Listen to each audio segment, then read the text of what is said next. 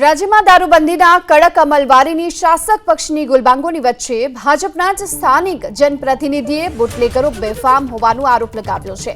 કઠલાલ નગરપાલિકાના કારોબારી chairman Jignesh ભાવસારે social મીડિયામાં એક પોસ્ટ કરી ડી સ્ટાફ જમાદારની બુટલેગર મિલી ભગતનો આરોપ લગાવ્યો છે।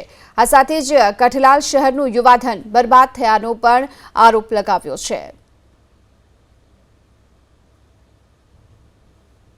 આપણી સાથે જિગ્નેશભાઈ જોડાયા છે, તેમની સાથે વાત કરીશું। જિગ્નેશભાઈ, તમે કમેન્ટ કરી છે હર્ષ સંઘવીને, શું છે સમગ્ર હકીકત? હકીકત એ છે કે સાહેબ, કઠલાલની અંદર ખુલ્લેઆમ દારૂ વેચાઈ રહ્યો છે, જેના કારણે કઠલાલનું યુવા ધન બરબાદ થઈ રહ્યો છે। આજે અમે નગરપાલિકામાં સત્તામાં બેઠેલા છીએ, તો શું અમે અમારા યુવા ધનને બરબાદ થતું જોઈ રહીશું? અમારી તો ગૃહ રાજ્યમંત્રીને એક જ હર્ષ સંઘવી સાહેબને એક જ રિક્વેસ્ટ છે કે ખાલી કઠલાલમાં જ નહીં, ગુજરાતમાં દારૂ બંધ કરાવો। આ ગાંધીનું ગુજરાત છે, આ રાજસ્થાન નથી, આ ગોવા નથી, આ દમણ નથી, આ દીવ નથી। આજે હું શું, મારો છોકરો દારૂ પીને મરે ત્યાં સુધી રાહ જોઉં અને પછી હું અપીલ કરું?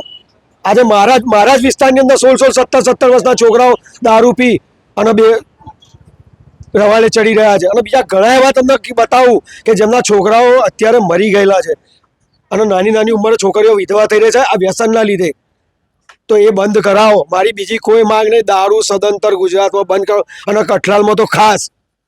કેટલા સમયથી જિગ્નેશભાઈ દારૂ વેચાય છે, અને આ દારૂનો જે ધંધો કરનારા છે એ પોલીસ સાથે મળેલા છે? શું લાગે તમને? પોલીસ જાતે જ દારૂ સાહેબ બુટલેગર બનીને બેઠી છે, હપ્તા લેવાના અને જે વેચવો એ વેચો। બાકી એક વસ્તુ છે, બુટલેગરોને પોલીસની બીક કેમ નહીં રહી, કાયદાની બીક કેમ નથી? એ લોકો મળેલા હોય તો જ ના હોય ને।